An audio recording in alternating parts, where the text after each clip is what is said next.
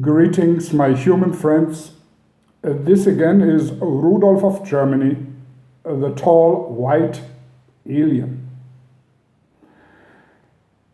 My aim always has been, when I approached you by video, to give you some hints and ideas about how you can work yourself closer to the most noble goal a human being can reach: personal freedom. For that, I would like today to use two terms which you should keep in mind, because these two terms may help you, if you remember them in certain situations in life, to make the right decision, or at least know in what position you are in at any given moment. The first one of the two terms is event-driven, and the second one is self-determination. Keep these in mind, because whatever has not been triggered by your very intrinsic desires and needs and your noble search for freedom from the inside out is being put to you from the outside in one way or the other in form of pressure. We call it event-driven in psychology. An event-driven situation would be as followed. You may be a very advanced human being on the way to freedom, relatively autonomous and independent, but let's say you get stuck in traffic while you want to go from point A to point B. And the outcome of the situation which you have not anticipated, you can call that event-driven.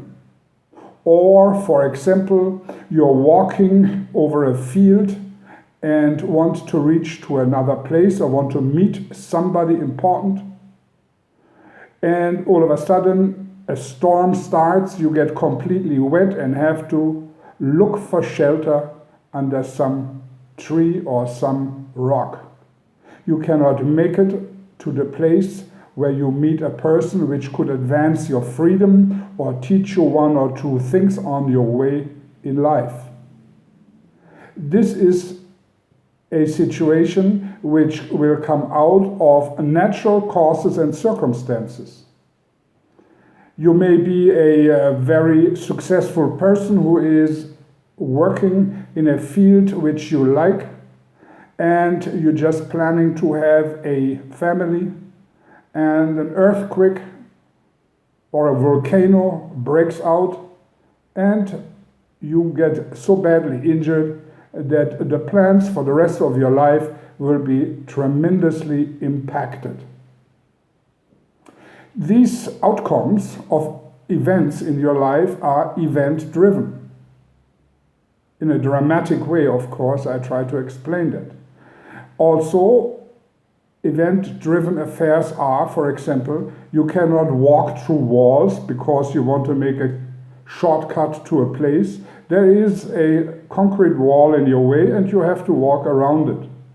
These are all event-driven circumstances which hinder you to get to whatever you want in the easiest and fastest way, which would be the perfect way in self-determination.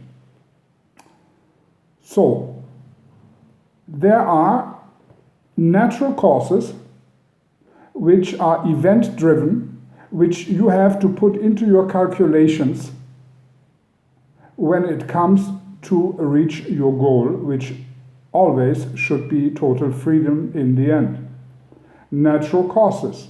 Another big factor of event-driven circumstances are social surroundings, human beings, the influence of other humans up on to you.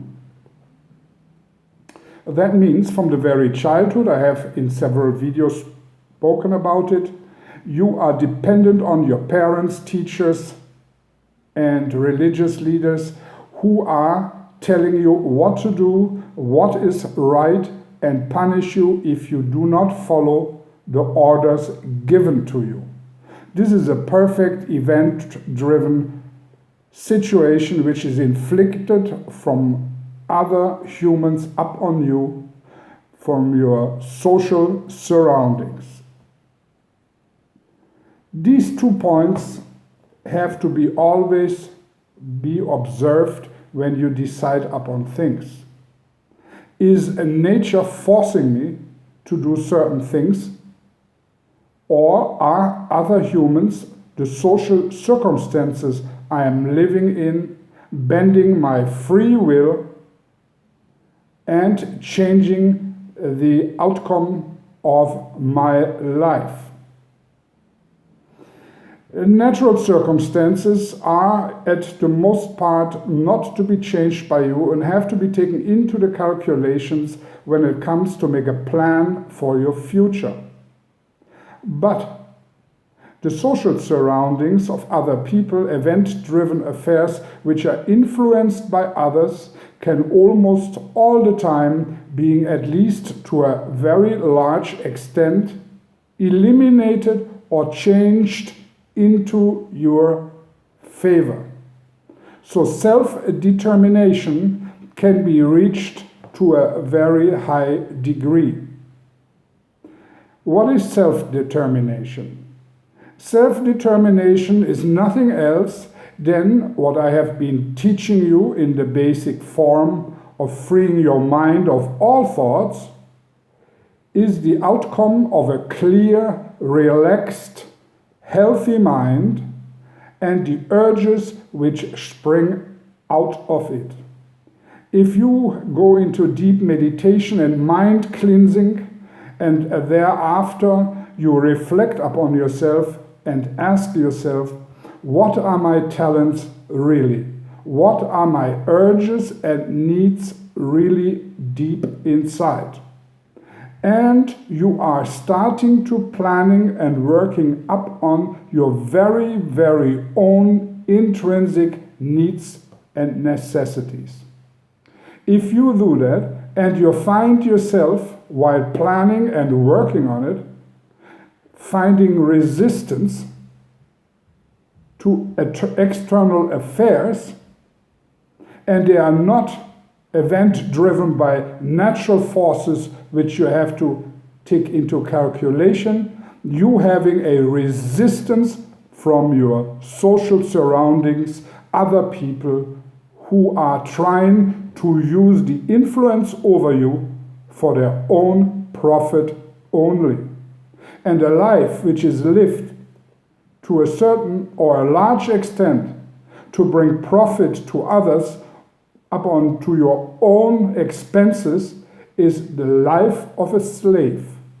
And exactly the life of a slave is that what is being lived by 95% of the human population. And all my training and all that what I am speaking to you is there to open your eyes for it. Try to minimize the influence of other humans up on you to a minimum. This is the most important message I can give you. Do not try to please others. Do not work in a way that others have a profit and live an easier and better life, and you have no time for yourself and suffer under it. Self-determination is the exact opposite of the event-driven lifestyle very most people live under the social circumstances they find themselves in and have no idea how to get out of. The only way you can get out of this misery of slavery is to to get into a position where you find yourself alone and relaxed and can look inside of you. The best place for that is nature, a long walk in nature, or sitting in a quiet, safe place and do some of the exercises which I am offering you. And then look inside and say, what is my talent? What am I good at? What is it what I'm really dreaming of? And try to be then into the position to changing the outside affairs to fulfill that goal. Rudolf of Germany.